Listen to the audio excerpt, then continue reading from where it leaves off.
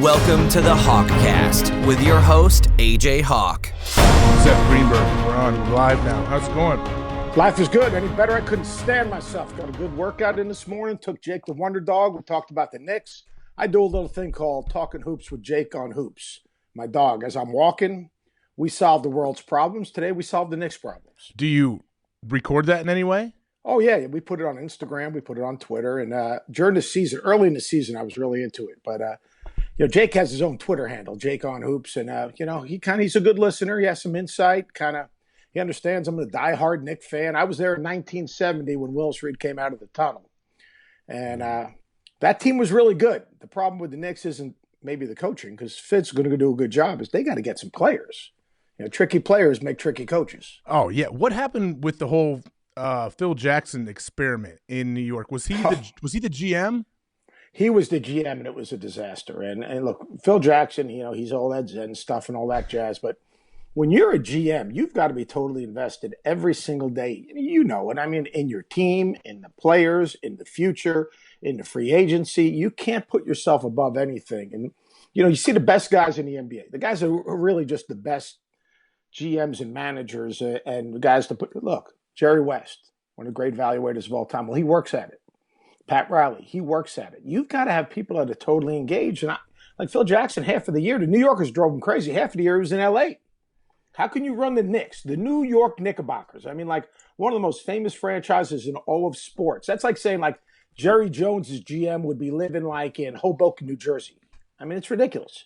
Yeah, they paid him a giant salary, I know, to come. I'm guessing that's the main reason he even left L.A. He didn't really want to leave L.A., I guess, at the time. I think he was still not engaged or in a relationship with Jeannie Buss with the Lakers, and it seemed like he thought, well, hey, this is too good to pass up. What would they give him? At least $10 million a year, I think. It's like who wouldn't walk? It's like guys at the end of their career. If someone offers you an extension to your contract for real money, who's going to? I think I'll walk. I mean, there's a very few guys are walking away from cash. Yeah, and real cash is. I mean, like, and look, you can say he drafted Porzingis. Porzingis is a good choice, or Porzingis fell into his lap because people above them passed on him. But the Knicks are in bad shape now. I think of the glory years of the Knicks. I mean, people say, well, Red Holtzman was a great coach, but I mean, Walt Frazier was absolute. I mean, he was a dude. You had Earl Monroe, who he could get a shot anytime he wanted. You had the Busher beating the crap out of people. You had Willis Reed. You had Stallworth. You had Bradley. I mean, that was like they had real guys. I mean, you look at their roster now. Who do they have? Porzingis got hurt. I don't even follow them very closely, but I know. Porzingis is that's the problem. He's down for the year. So you bring a new coach in, and David's going to do a good job. And like the stuff about what happened in Memphis with Gasol. Look, every coach is not going to be on the same page with every player. Now you got to be on a good page with your best players, but players also have to buy in, and there's a responsibility of being the best player in the locker room. You know that. I mean, shoot. So I mean. He's going to surround himself with a good staff, and Steve Mills and Scott Perry, they've got a job to do. They've got to go in, and they've got money, they've got New York City, and they've got free agency. They've got to figure out a way to make New York attractive, to give a guy a chance to win, because you need players to win games. Why wouldn't New York be an option for LeBron? I know there's always talk about where he may go if he stays in Cleveland. Wouldn't New York seem like a viable option, even though their team's not great right now? Well, that's it. That's 100%. The market, though, bam, New York City. Yeah, but LeBron's a market in himself. Yeah. Look, LeBron's making fists of money in Cleveland. Cleveland. Yeah. I mean, so like to me, I think LeBron eventually he's going to have to be surrounded by players. Now, like you got to have shot makers. You got to have guys that can defend. You have the guys that can space the court. I mean, like what he's done in these playoffs, it's crazy. I mean, it's literally, I watched them during the season. That's a painful team to watch. And then all of a sudden, I mean, he like comes out of the telephone booth. He's like Superman. I mean, the dude is like doing stuff that's like the game winner the other night. Now, here's my pet peeve with the NBA. You cannot let LeBron James beat you. I don't care if Love gets 40. I don't care if JR gets 40, but you can't, like the Pacers, last play of the game, game 5, he comes off that little zipper down screen.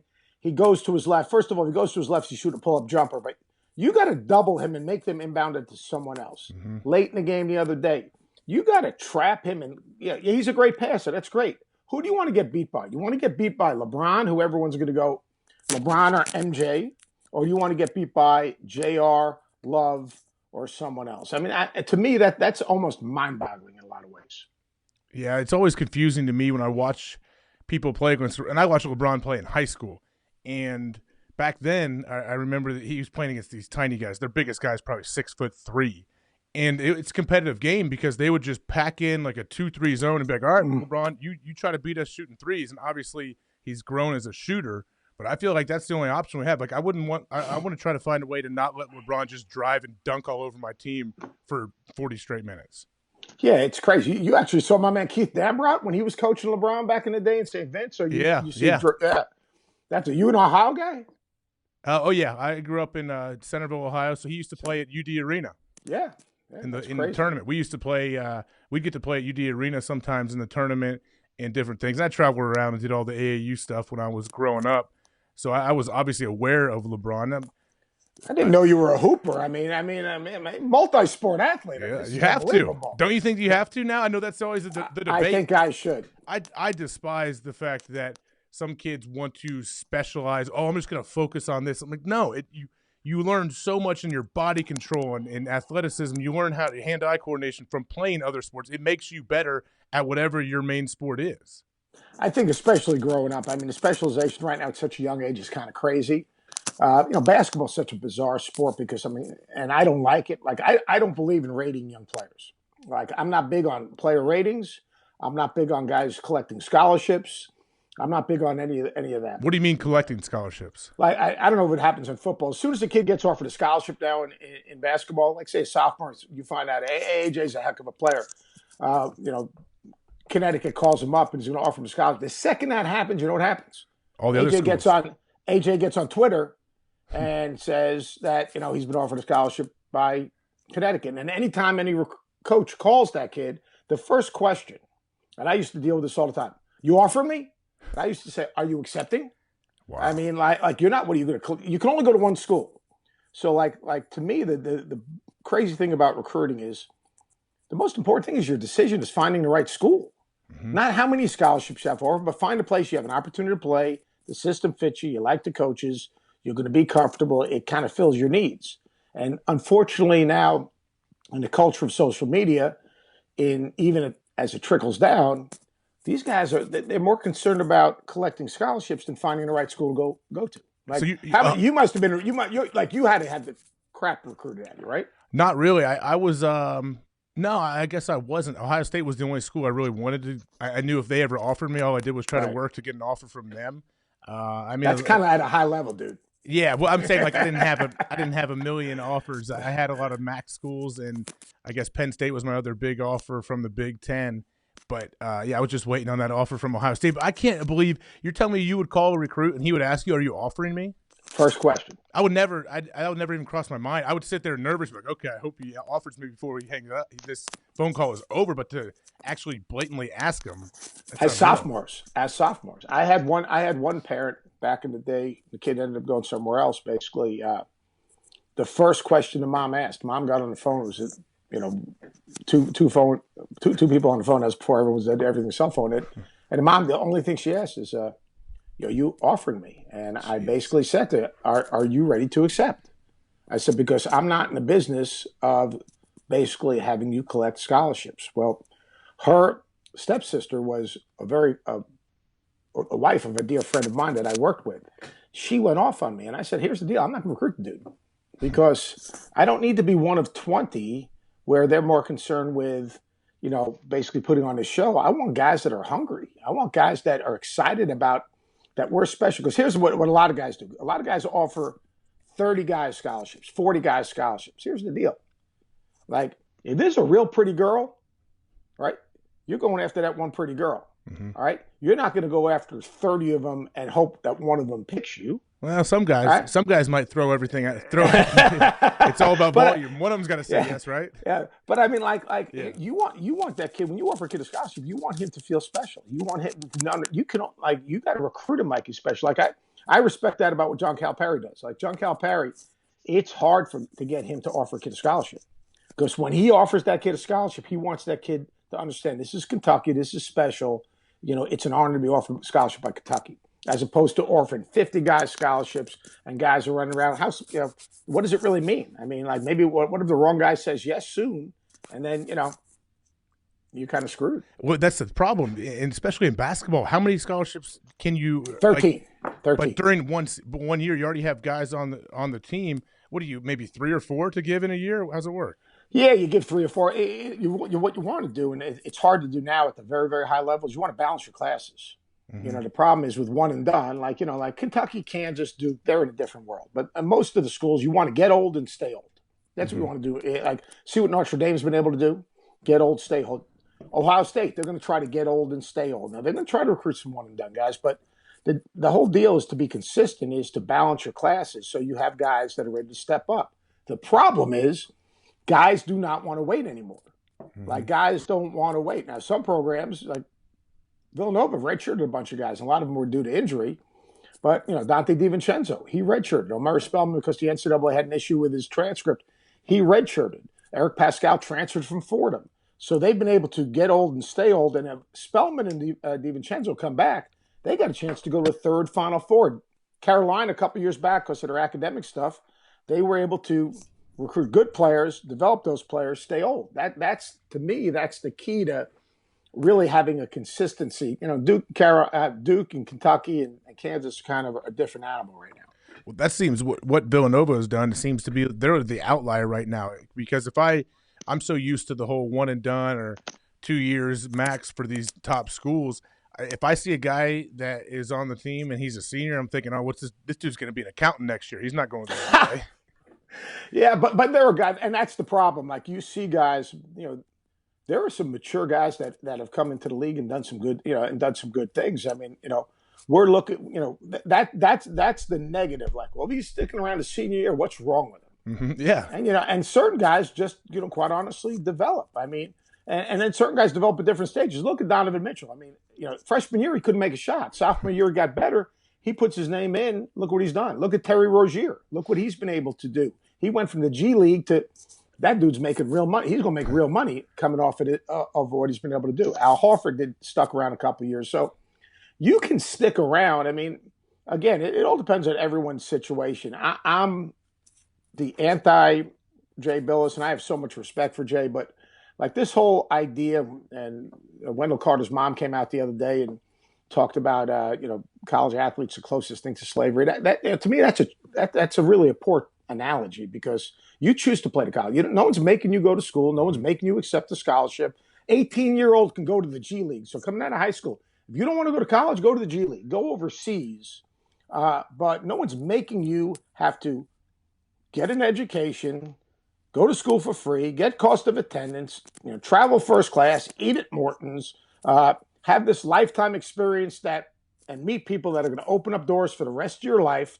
I believe in the Olympic model. I think we could do that, because I don't think the Olympic model, I don't think a zillion guys, like on your teams, how many guys were really marketable on the college teams you played? How many guys would people just say, oh yeah, I'm gonna have him represent my company and I'm gonna pay him $100,000 a year? How many guys on your team? That's a good question. There's a decent amount at Ohio State for sure. Let me ask you this: that businessman that's going to put you on the cover of his brochure, you think he's a little worried about putting an 18-year-old who might get in trouble in the dorm, get in trouble off the field? I mean, like how many dudes running around Ohio State, like boosters and stuff? I mean, like if there's 20 football players and say 5 basketball players, and this, I mean, how many, last time I realized rich people don't like to really just like give their stuff away. Rich people are rich because they don't just give their stuff away. Right? I mean, right. I mean, like, they're not walking around going like, I'm going to get AJ. We'll grease him a little bit. We'll put him on a billboard. Like, putting an 18-year-old on a billboard, to get him to come to your school, there's a little risk in that. Yeah. A lot of risk, I think. I can't imagine. So Dom Capers coached forever in the NFL. He's not in the league now for the first time in a long, long time. But I remember him telling me, we were eating lunch one day, and on the TV it was like National Signing Day for football, and showing these guys these press conferences they're showing on ESPN, which is just unheard of to think. And the guys do the old fake out where they like wear one hat, and they like reach for different hats, and then they pop their hat on of what school they're going to. And I remember Dom telling me, he's like, man, it's just it's a different time. He said, when that kid he's being recruited like that since he's like 13, 14 years old. He's not even in college yet. He has all this exposure, all these people coming after him. How are we supposed to coach that kid once he finally gets to the NFL? He's already so far gone and not really. It just lives on a different planet. It's weird now. I think it's a tough time to be a coach, whatever the sport may be. Yeah, there's too much. I mean, look, specialization, like you talked about before, enabling. There's too much enabling. Too much of the mindset. Like a young high school kid watches college basketball, and he looks there and he thinks that's easy. Mm-hmm. And then when he gets there, he realizes how hard it is. Like that first 2 weeks of college practice, they're being de-recruited. It blows their mind. I mean, the speed, the pace, the intensity, the accountability, all those things that, you know what? You were recruited since you're 12, 13 years old, if you're really good, for an AAU team. You've been given sneakers and uniforms and this and travel and whatever it is. And all of a sudden you become a part of a team, and it's a team of dudes. And, like, you get what you earn. Like, I'm doing a camp for Adidas this summer, and basically the premise is real simple. It's going to be for some of the best players in the country. The premise is real simple. We're not talking ratings, because I really don't care. Ratings don't mean anything. The second you step on campus, you either can play or you can't play. We're not talking recruiting, because I really don't care where you go to school. We're not comparing your game to an NBA player, because you know what? How about trying to be a winning – our goal for the whole camp is teaching these young players how to be winning college players. Mm-hmm. And we hope that we can do something to kind of dial stuff back to give these guys an understanding of, like, what it really takes to be successful, because the stuff you watch on TV, we see really good players fail every year. We see some that are ridiculous, but we see really good players fail every year because they are just mentally and emotionally, physically, mentally and emotionally not ready to compete to be winning players. And it drives me crazy. It's got to be tough. I don't know if I think your mic is rubbing up on your shirt collar or something a little bit.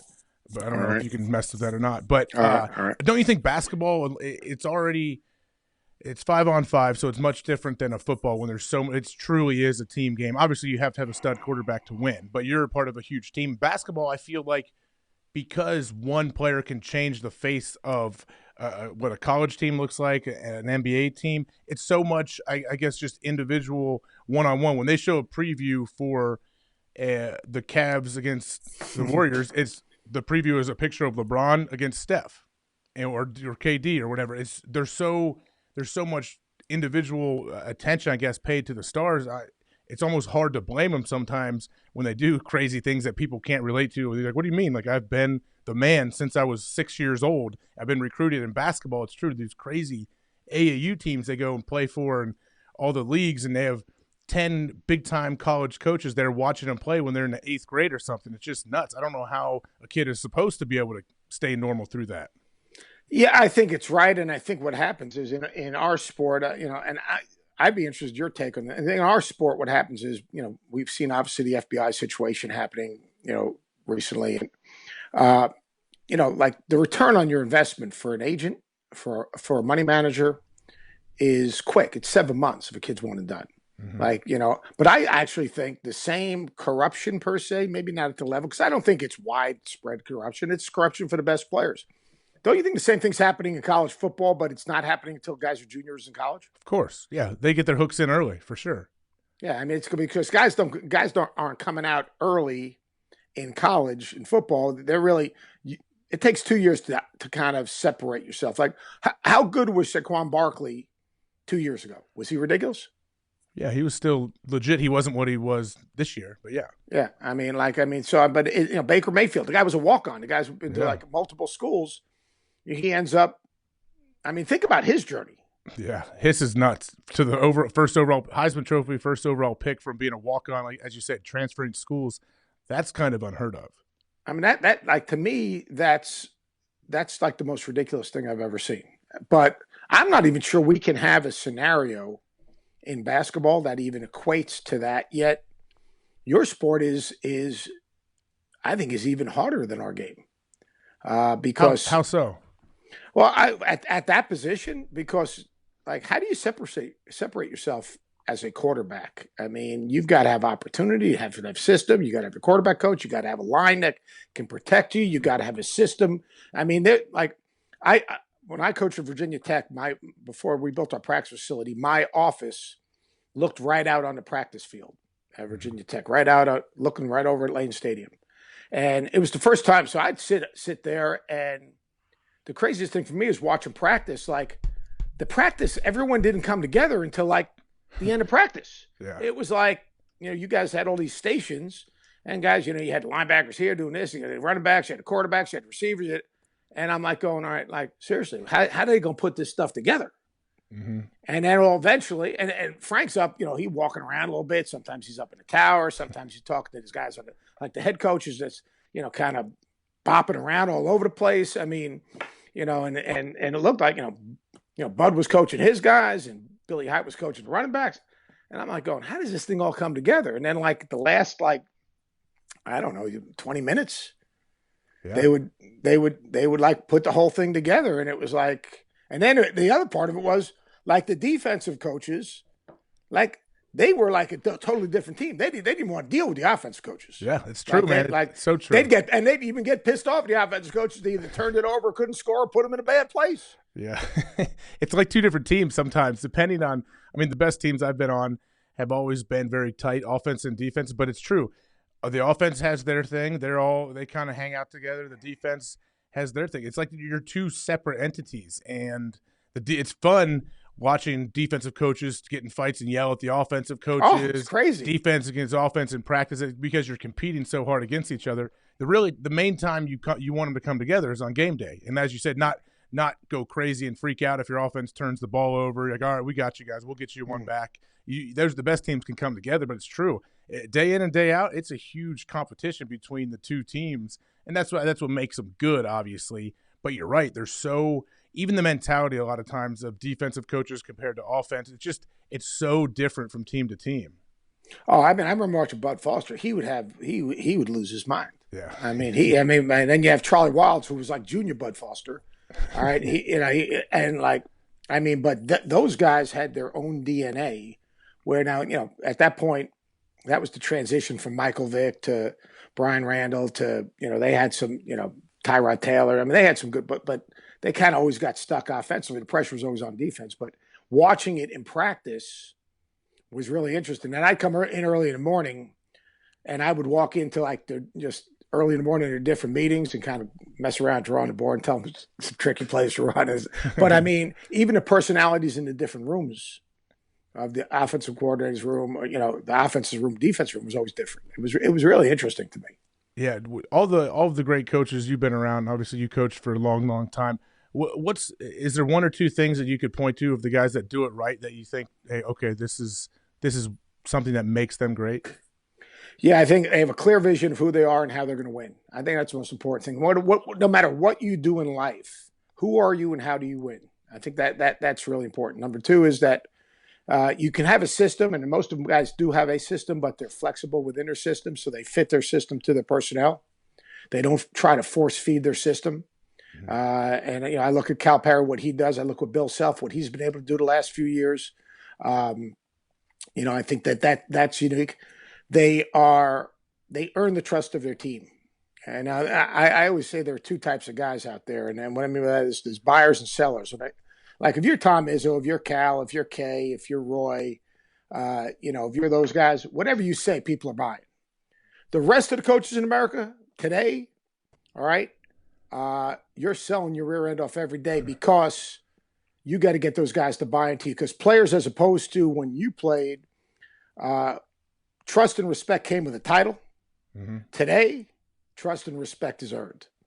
And to me, investing in relationships, the guys can be demanding, but not demeaning. Guys that can figure out how to get the best out of each team, and guys that literally aren't chameleons. You can't be a chameleon coach today. You can't be one guy one day and one guy the next. But, I think understanding who you are and how you win, I think is important. I think the best guys recruit to their system, and their assistant coaches know who can play for them. Because you know what?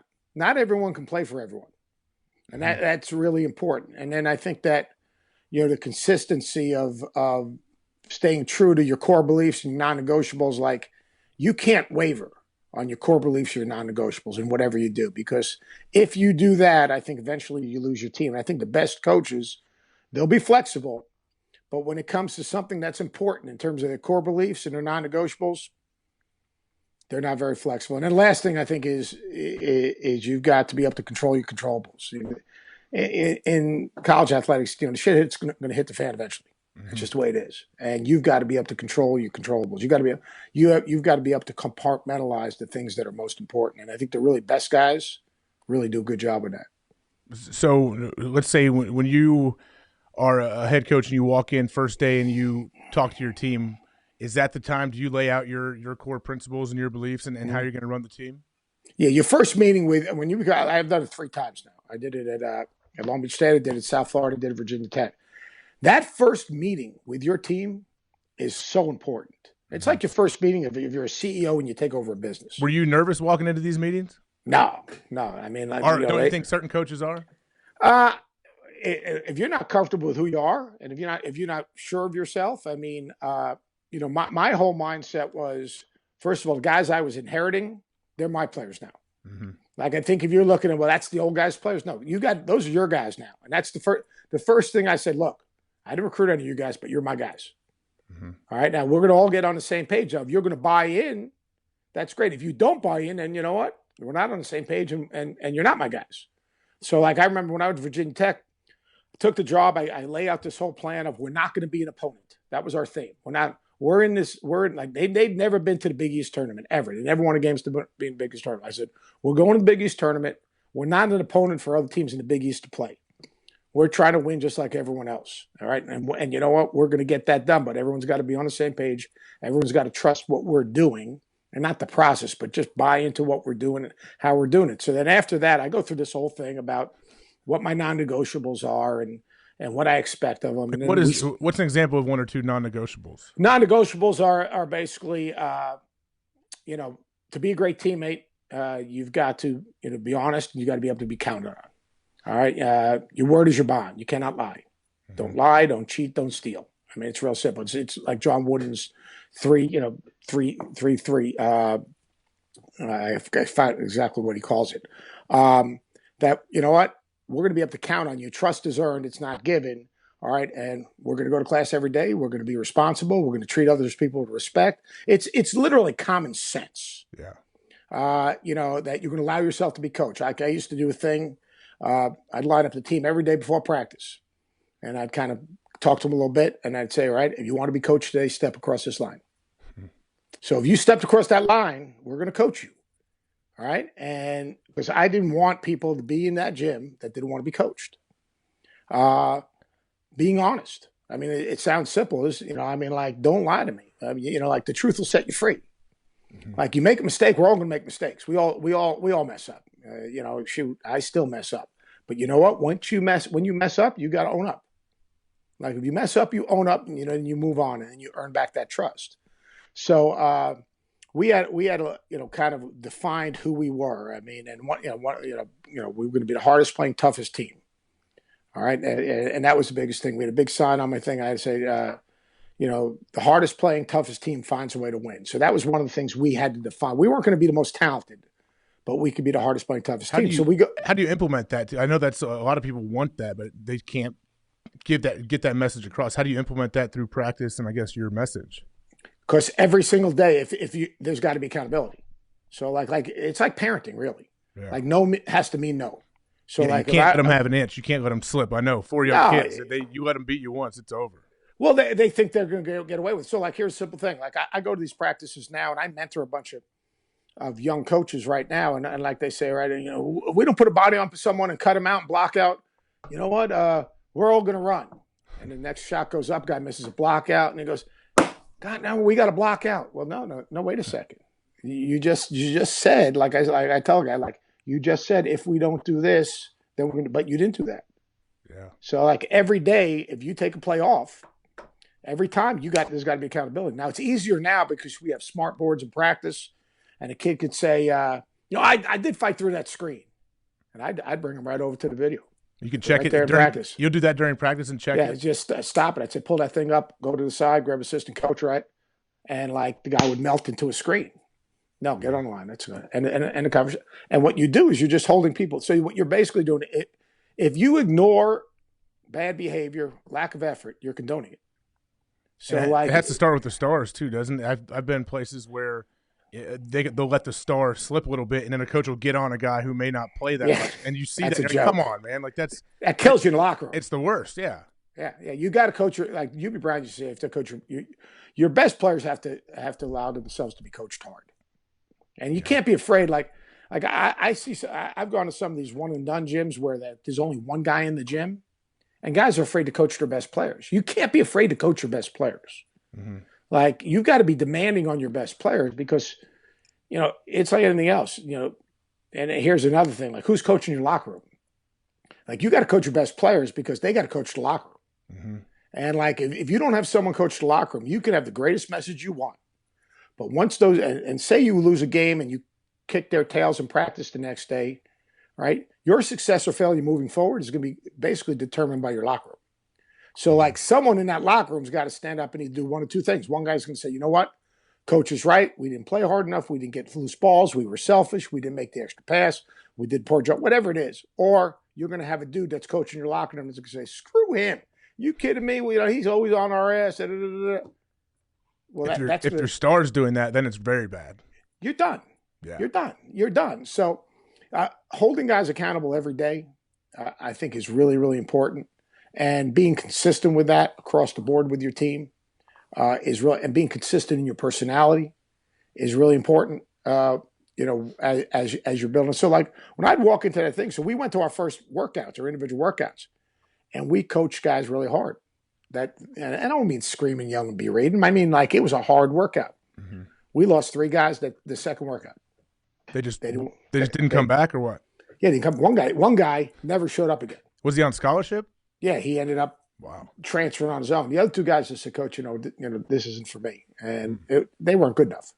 But I mean, I'm all for keeping them. But I mean, and now the practices weren't to run guys off. The practices were to redefine working hard. Because I think when kids come to school or when you take over a program, unless that culture is really good, which, let's face it, if you're taking over a program, something's broken. Mm-hmm. You've got to, when kids go from high school to college, you've got to redefine playing hard.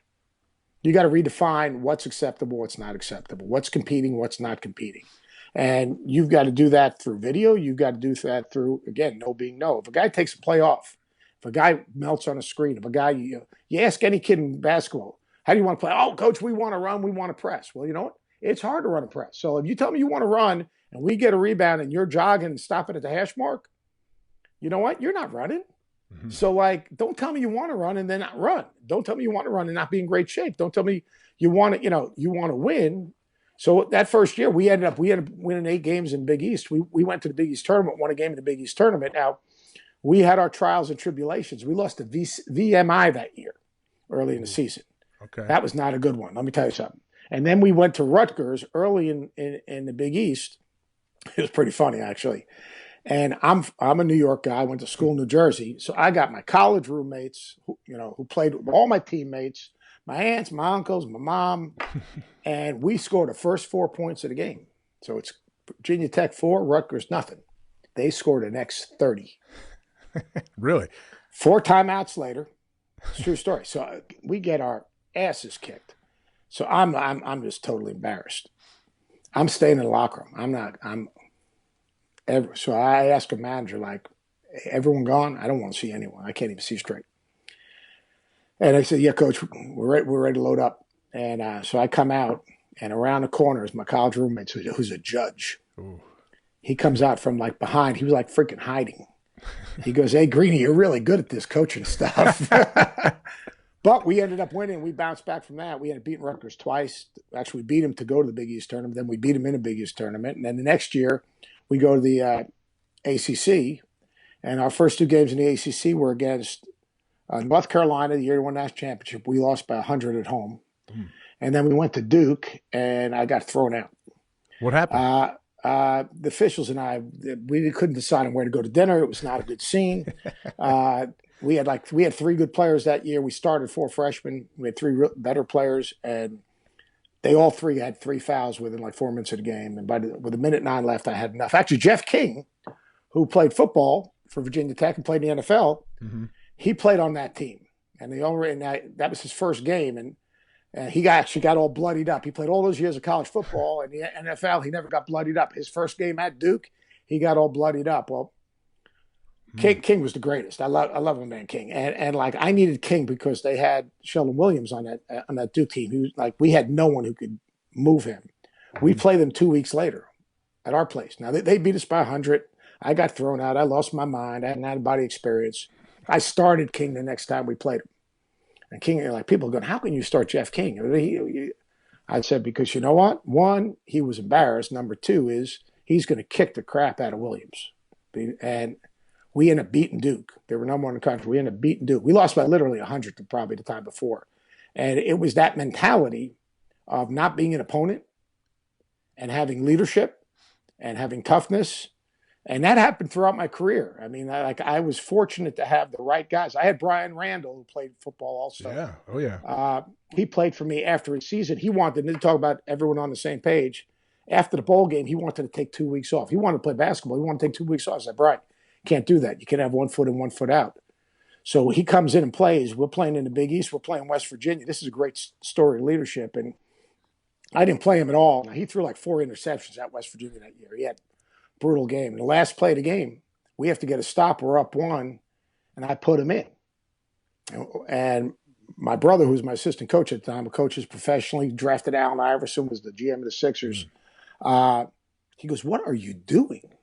I said, I'm telling you one thing. If there's a loose ball, the one guy I know for sure is going to get it. It's going to be Brian Randall. I said, trust me. I said, we need one guy that this thing is just like he's just going to figure out a way.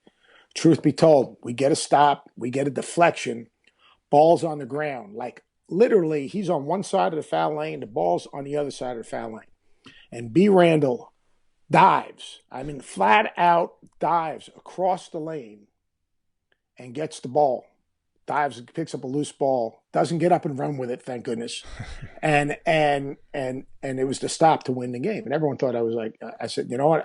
It was a great lesson. And then after that, we played Syracuse a while back, and he was in the locker room. And we had a very young team, but some young, good kids. And the best speech I've ever heard given in the locker room. We lost at Syracuse. And he stood up. He said, Coach, can I say something? I said, yeah, B, whatever you want to say. And he basically gave those kids a speech about, I know where you are, but where we could be if we just really got a little tougher, believed in each other, and paid a little, didn't use our youth as excuse, youth inexperience. He gave this 10-minute speech to AJ. It was the most amazing speech I've ever heard in a locker room.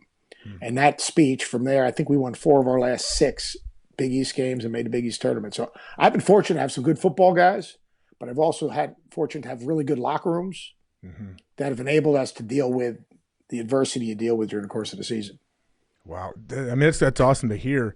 It's pretty rare that something like that happens, I think, especially with college kids. Sometimes guys will get up. I don't know if you saw it when you were coaching, and they feel like, oh, I should be a leader. So I'm going to get up and say something here so the coaches see me acting like a leader, and players see right through that. Do you ever see that as a coach? All the time. See, my whole thing on leadership is if no one's following you, you're not a leader. Like you can't. I never like. I can't point and say, all right, AJ, you're going to be our leader because like if dudes ain't going to follow you. Yeah. Leadership isn't standing up in front of your team. Leadership's doing the right thing every single day when no one's watching. And I've had guys that got up and like the rest of the teammates are going, he's full of crap. He's just trying to do that to do his thing, as opposed to like a guy that leads doesn't have to do it in front of the coach. A guy that leads does it in the locker room when the right and says the right thing. And when we're not there. Or like before I get in a timeout with a team when we're struggling, a leader's a guy that he says what I have to say before then. And and you see that in the NBA. I'll tell you one thing. One thing you see in the NBA, you see, and Tom Izzo had this line: player coach teams are better than team coach teams. Coach teams. In other words, if you have a player-led team, as opposed to a coach-led team, all of a sudden now you got everyone on the same page. And I think having leadership in And it's no different in business. Like if your core group, if you have good leaders within your organization, within your business, then all of a sudden you can accomplish so much more than if everyone is kind of doing their own thing. Just plain and simple. How do you now? You have that. You've been at ESPN now for a little while on College GameDay. 6 years. Yeah, Jay Williams and everything. You go to the biggest games. You get to be there, feel the atmosphere. I know you get all juiced up. How does that, when you're on, like, say you're doing a studio show or panel, you're at GameDay and you're on a location? I guess that dynamic, was that hard for you to get used to? I guess not coaching and being a part of this team. We're all going to have our little times to talk. Was that a big adjustment? We have a lot of we all three look at the game through, and college basketball through a different prism. So, like, obviously Jay Billis is the Esquire. He's the attorney. He's, America's defending America and all that good stuff. Then you got Jay Will, who's obviously two-time player of the year, who was this phenomenal player and looks at it through a player's perspective. Then I look at it through a coach's perspective. So the one thing we have is we have great respect for each other. Now, we don't agree. Like Jay Will and I, every Monday and Tuesday night, we're on in the studio doing reps. And like people think, like, because we always arguing, like he's the little brother I never wanted. I mean, people think, we're like inseparable. Like we're connected at the hip. I mean, that's my guy. But we don't agree on stuff. And that's fine. I respect his opinion. Like we can agree to disagree. So like, the hardest thing for me is like, I don't think people understand how hard coaching is, whatever the sport, at any level, no matter what.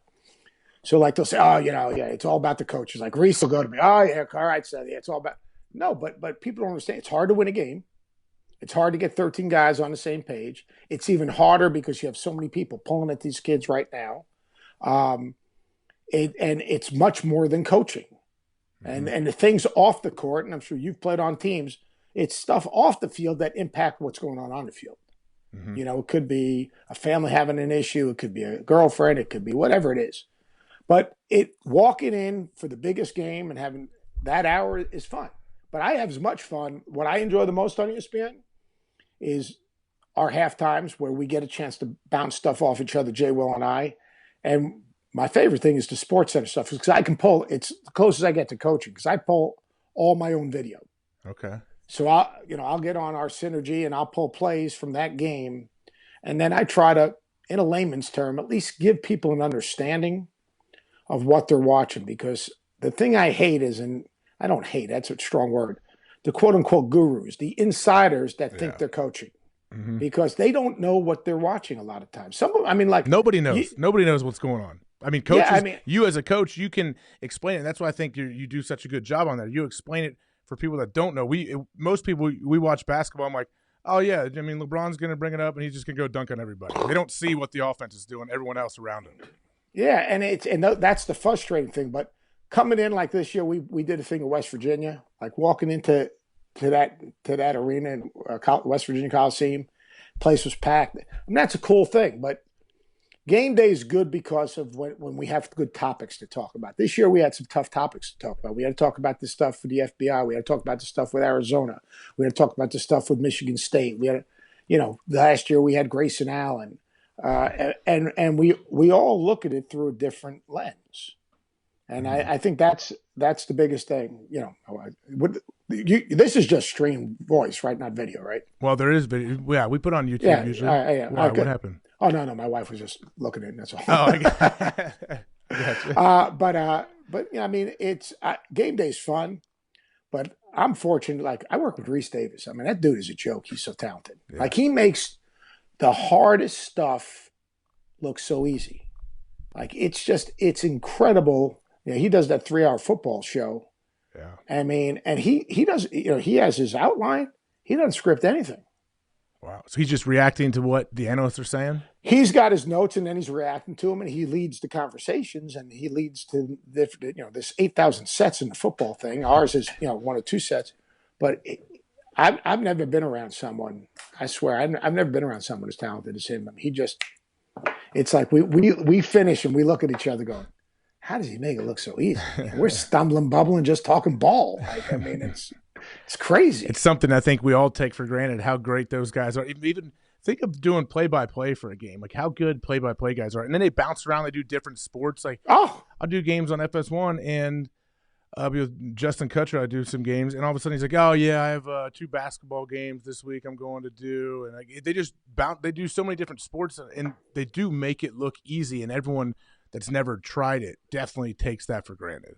Oh, it's crazy. Like Reese went. He's doing the college football playoff show while we're doing Champions Classic in Chicago. So he's got, like, he calls them his 2 families. He's got his football, his basketball family kind of on the same.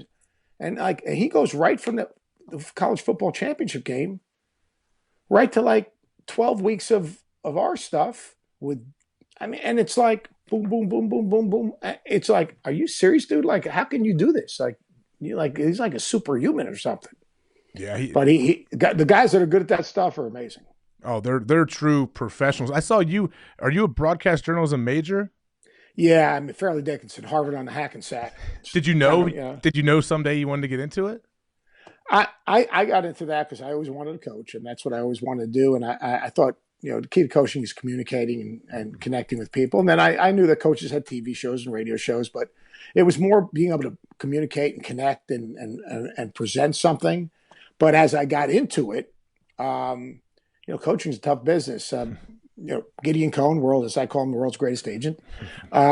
He was starting on as a company called CSTV, which was now CBS College Sports.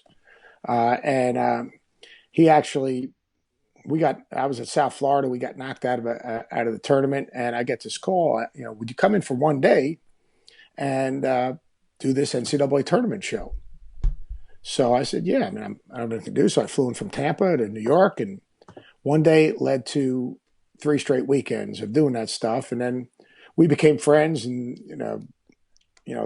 again, I'm actually writing this book called Life on the Bubble, because we all live on the bubble. And that has nothing to do with basketball. We're all, things happen in our lives that we can't control, and how you respond to those things kind of impact your life.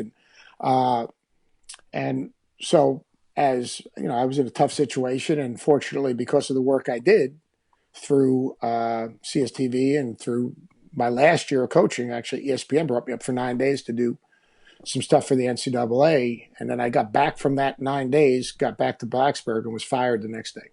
Craziest thing in the world. But because of planting those seeds and networking and having a plan and having a little bit of vision, I take for granted. I think too many people take for granted what they do. I don't take for granted the opportunities I've been given. I mean, I've been very, very fortunate and blessed to have good people to put me in a good position. And I can't even imagine, because when you get let go in coaching, it doesn't impact just you. It impacts your wife, it impacts your daughters. I mean, like, I had 2 daughters who graduated from Virginia Tech.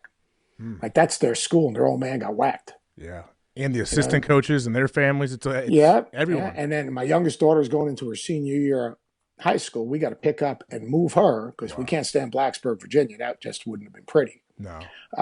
So we have to move to Avon, Connecticut. And then her recruitment, she was a volleyball player. Her whole recruitment had to change, because she ended up going to Villanova, which was great. Now she's in law school at Syracuse. But, I mean, she got her mom's brains, thank goodness. Does she hold any resentment towards you for making her miss her senior year? No, coaches' kids are amazing, but it was hard, man. And I hold resentment towards me for putting them all through. I mean, like, I have 2 daughters who graduated from Virginia Tech. I lived there for 9 years, loved the school, and we try to get it, and I'm not good at that. Those 9 years were taken away from them. Coaches' kids are like vagabonds. Like, if you ask my girls, they were born in California. They grew up a little bit in Tampa for 7 years, and then they lived in Blacksburg, and then now we live in Connecticut. Like, so if you ask them, like, where are you from? And they're like, they think you're either an Army brat, you're a coach's kid.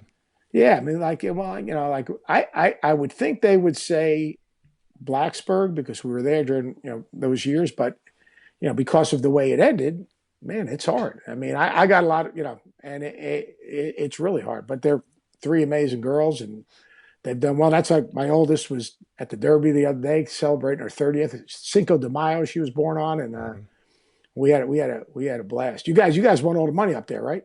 I didn't. Some of the guys I was with won some of that money. I did not. I don't know anything about betting on horses. I just took random stuff. But yeah, some guys How around. crazy is that event?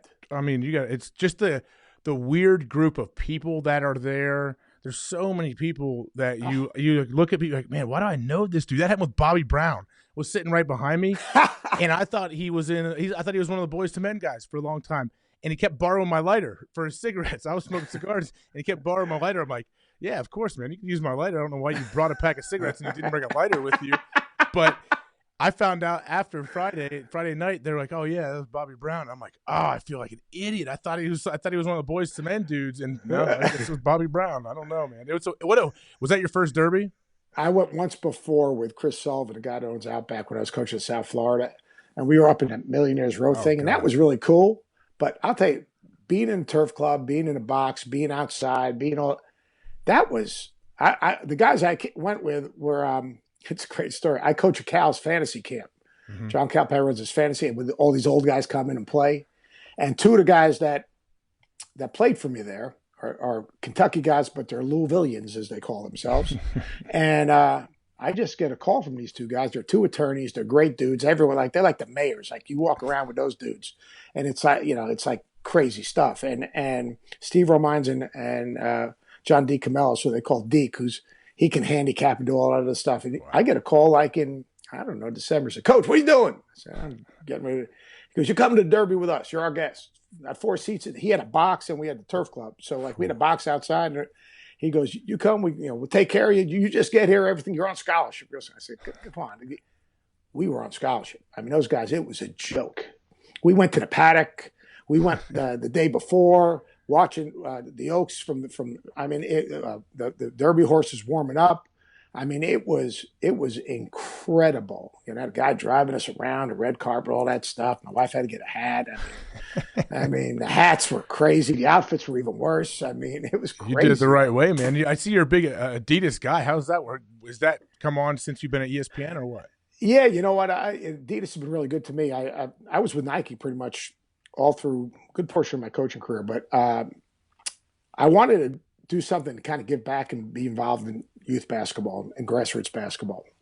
Mm-hmm. And Adidas gave me an opportunity to help, especially this year, where I'm really being able to shape this camp. Last year, I took a group of kids to Europe and coached them in Treviso, Italy, and then we ran them through some workouts in California, and then had another tournament in Santa Barbara where we coached these elite players. Mm. But we didn't really coach them. We just put them out there, and I didn't like it. So I made a presentation to the Adidas guys and said, let's do something different. Let's run. The biggest problem we have in grassroots basketball is enabling. All right. And these kids are more concerned about their rating than being ready to play. Mm-hmm. So let me run a 2.5-day, basically, college practices. So we're going to bring the kids in. We're doing it in California. We're going to bring them in, meet on Sunday. Monday, we're going to practice for 2 hours and 15 minutes. Have lunch, do a shooting workout in the afternoon, have dinner, and then do a situation tournament. We're going to do that for 2 days. And I'm basically taking my first 3 days of practices when I was coaching, and we're going to put them through the pace of a college practice and the intensity. I'm going to get 6 former coaches as head coaches. We're going to have about 70 kids. We're going to have 6 courts. Wow. We're going to have 2 assistants on every coaches, high school coaches and guys like that, former players. And Adidas has been great to me, and I mean, like the product's great. As my daughter said, my cool factor went up when I wore the Gazelles with the suit, trying to look good. But it's only so much this dome can look. But I mean, it worked. Sounds exhausting. Those 2.5, 3 days. Oh, and the kids are going right from that to tournaments right after that.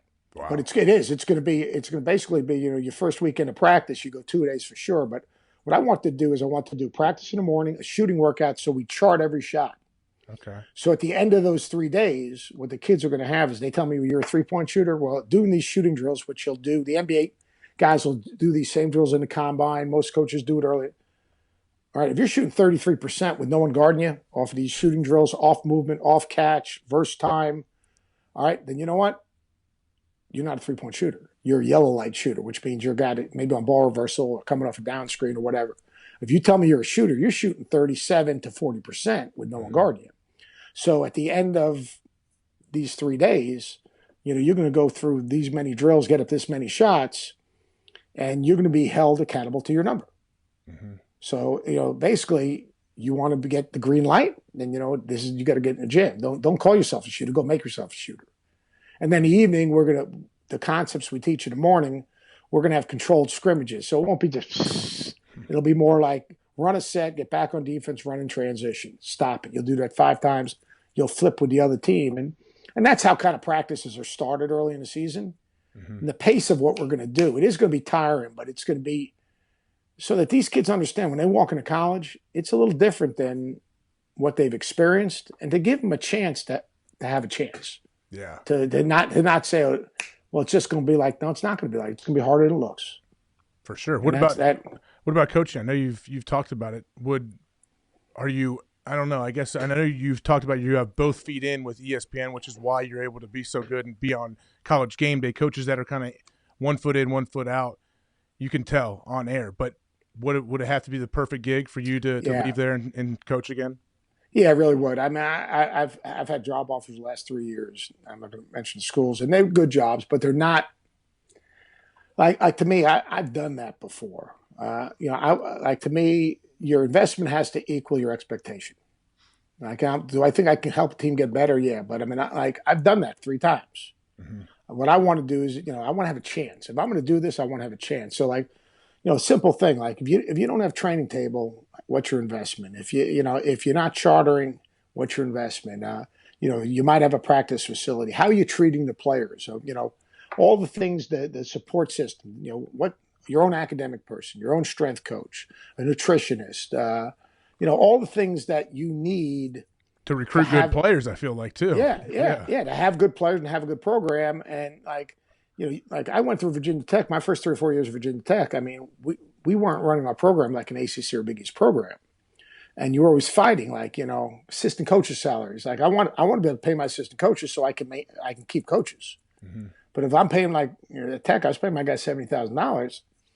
I mean, are you kidding me? I mean, mid-major schools were offering them 140, and I was telling them to go because you know what? Yeah, it's a better job. You got 3 kids. I had 1 assistant. He got offered a job, and it wasn't. And we were in the ACC at the time, and the AD asked me, "So why did you tell him to go? That's disloyal." I said, "Because he's got 4 kids." I said, if you don't think he's more valuable, then why shouldn't I tell him to do that? He's got 4 young kids. I mean, he's got to feed his family. I mean, so. I don't want to do it that way. If and I'm going to be 62 now. I'm in the best shape of my life, in my adult life at least. It would have to be a place that there's a synergy between the AD, the president, and myself. How do you keep your name out there? I guess, or at least out there that someone that does want to, if the right opportunity came up, want to coach again. It's crazy. I only have a media agent. I don't have a coaching agent. I just think, what happens is, AJ, I'm on TV.